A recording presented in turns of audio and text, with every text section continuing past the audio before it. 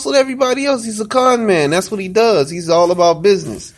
And I believe that he's trying to do good for America in general, but he just don't know what the hell he doing. He got an office and thinking he can run it just like he run a business, but he ain't know he had to deal with the senators over here. He had to deal with this campaign manager. He had to deal with all these people. Now he just can't go do things like the immigrant ban. What you feel about the immigrant ban? Like the immigrant ban, like immigrant ban. Truthfully, is wrong, but. In some ways, to me, it's not. I feel like this. Like if you look at each corner at corner stores in the black community, it's an immigrant running the stores. They don't even give us jobs in them stores. And when we go in them stores, it'd be black people you ever went to a store and they treat you like they treat the thugs on the street, and you in your work uniform, they throw the chains at you because you still the same to them. You lower, you the bottom of the gum, the bottom of their shoe. And that's how I feel on it. And people just don't see it like that. Some black people see it like, man, you racist. Not them people racist. They don't even like you coming in their stores. They'll take your black dollar and they take that black dollar and send it right back to Pakistan, back to Iraq, and they building up their country, and they building up their economic structure. That's what we need to do as black people. We need to build up our economic structure, and we need to start taking over everything. We need to start owning everything in our community, own the food that come in our community, and then our women can respect us, man. Our women don't respect us because we're not being leaders out here. That's why the women don't respect us in the community, because we're not out here being leaders. We out here just going on with the program. And that's including the man that's out there in the street thugging it. If you're going to thug out on the streets, do that for a short period of time. But try to do something to change your life, because these kids are looking up to you out in the community. Yeah. And these rappers need to start making more social commentary in the lyrics. They need to start making good songs where these kids can be like, man, yeah, I can go to jail doing this. Because these kids just thinking it's all about the rims and it's all about the turn up. I'm telling you, man, 2017, we got a lot of things going on. He got a movie coming out. I got a TV series coming out, Death Around the Corner. We getting together and we putting our resources together, and we coming together as black men, and we going to do something in this community to turn everything around. This what we need to be doing, linking up, doing what we can do. All of us ain't got that much money, but if we put our resources together, we could take $100 and turn it to $100 million. We could take $2,000 and turn it to $20,000. Take $20,000 and turn it to $20 million. Take $20 million and turn it to $100 million. Next thing you know, you $1 billion company. You see, that's how economics is built, off of togetherness, black empowerment. And it's not saying that I hate other races, but I love my race. What's wrong with me loving my race? These are my people.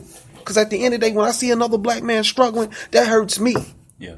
Because that reflects on me when I see another brother go to jail, another brother get busted for selling drugs. Because each time he get busted for selling drugs, they think all of us selling drugs. And you're not even selling drugs. You ever been pulled over by a cop and you in your work uniform and they say you look like the suspect and you've been at work all day and you know you've been at work? Like, look at the guy in New York. He was at the waiting to pick his kids up from the train station. And he just walked up to this brother and said, you come with me. He looked like a suspect. And then they'll find excuses to say, well, the cops thought he was a suspect. They was just doing their job. They're not doing their job. They racially profiling a black man. They see him as a target. The thing about the officers, they choose which community they want to patrol. Like, they could patrol the countryside where there ain't no black people if they choose to, but it's just racist officers that want to come and bully young, lost black men. Like, that's why I always try to tell y'all, don't let fast money get you slow time, because these crackers don't mind throwing it. They do not. Yes, sir. Yes, sir. That's all. Like, our granddaddies done tried it. Father done tried it. Dope ain't nothing new.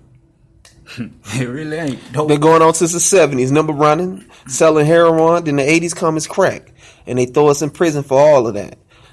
You got to see, brothers, man, we trying to change the whole mind frame of the black community. We trying to get inside it and gut it out.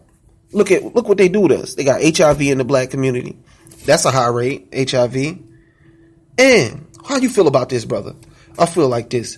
Most of it is the women fault in our black community because they're choosing the man they choose. How you feel? HIV. No, I'm talking about the as far as the kids being raised. As far as the kids being raised. How you feel about the mates that these women choose? Yeah. You gotta do better. You can think twice, but you can only live once. Like, you better think twice. He ain't worth it. They go after swag. Yeah. Black women, you gotta stop going after swag and go after stability. Go after somebody that's gonna be out there working his ass off, working 2 jobs to provide for you and your kids. Go for a dude 30 years from now. When you old and wrinkled, or you fat and out of shape, he's still rubbing your stinking feet. You know what I'm saying? You need to go for that kind of guy. It may sound funny, but I'm telling the truth. Because we got a lot of black women that's heartbroken. They alone at 50 years old and they feeling like nobody care for them. But it's that don't nobody care for them that in your youthful years, you chose the wrong mates. I appreciate this guy today, Sir Victor, coming on my show and giving his input on everything that's wrong with the black community. Can you give me tell me what you're trying to do in the future for yourself? What's your future plans? What's your future plans like 6 months from now? Just a short 6 months goal. Future plans 6 months from now. Hopefully I have my tuition money to sign up for motorcycle technician school. Not that. 6 months from now. I know I'll be working on the campaign for sure for 6 months from now. As far as short-term goals, I wanted to send my family to Disney World. I just purchased the tickets last night. Family, y'all hear that? Oh yeah. Well, it's not even my family no more. My girl left me. It ain't even my son. I've been there before. And you see that? Even though she's single, she will not be a single mother. That's just real. That's strong.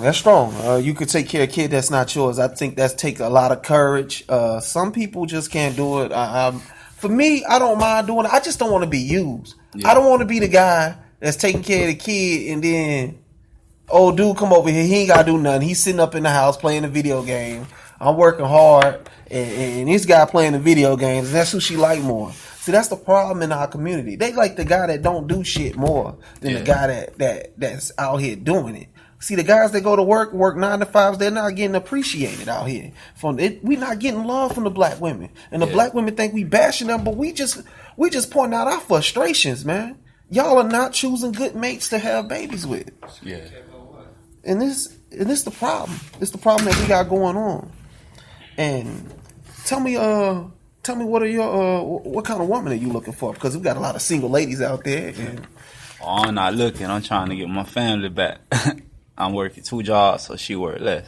That's what men do. Find you a good man like that. Yes, sir. You see that? You see that? It's more black stepfathers out there than it is black stepmothers. Now, that's a fact. It's more black men willing to step into the household and take care of other men's responsibility. But they bash us a lot, and they talk bad about us a lot. That's why I'm trying to get black women to think that they pinning us against each other. Well, we hate you and you hate us. Let's stop bashing each other and let's come together. And let's change this. Let's start Pick a Good Man campaign. Pick a Good Woman campaign. And let's put an end to all this. We won't have no, what's that girl name with the short hair that went with Wiz Khalifa that was married to Wiz Khalifa? Amber Rose. We won't have none of those. The galore chick that Rick Ross is dating. We won't have none of those kind of sluts to represent us in the black community. We won't be looking up to love and hip hop as the model for y'all, because y'all try to be like these women. These women go home and they are upset. They are sad all the shit they did to get that money. They done sold their body. They done been on a stripping pole. They done slept with nasty fat white men just to get that money. A lot of them did that, and they won't tell you that. A lot of them go home in that nice king size bed in that $1 million home, and they go home and cry for all the stuff they did, man. This is real, y'all. This is real. We got to start building ourselves up so we can be kings and queens out here. How you feel about that, brother? I couldn't agree more. I really can't agree more. Well, brother, I want to appreciate you for coming on the show today. We got my brother, Sir Victor, in here. My brother Victor put some good knowledge on us here. Told me good things that I didn't know. I told him things he didn't know. He didn't know about Mansa Musa. Mansa Musa was one of the richest black men in an African town called Mali. I learned that from Hidden Colors, and I'm gonna put this brother on the Hidden Colors. A brother out of I think he's out of California, Talik Nasheed. He produced it. He got 4 Hidden Color series. I think if you want to learn about the black community, you need to watch that. But we need to start teaching each other and reading about Marcus Garvey and the black economic structure. We got to learn economics. Before we can take over anything, we got to learn economics, and we got to read military science. Once we reread military science, we can lead our women and children, and we can lead an army. We can build our own black communities, and we can build our own power structure, plus our own schools and own hospitals, because we don't own shit right now. And once we start owning shit, that's when we can put our money where our mouth is. So I want to end this off with saying 69.5, and I want my brother to say it with me. We'll say it on 3. Black Power. 1, 2, 3. Black Power. Power.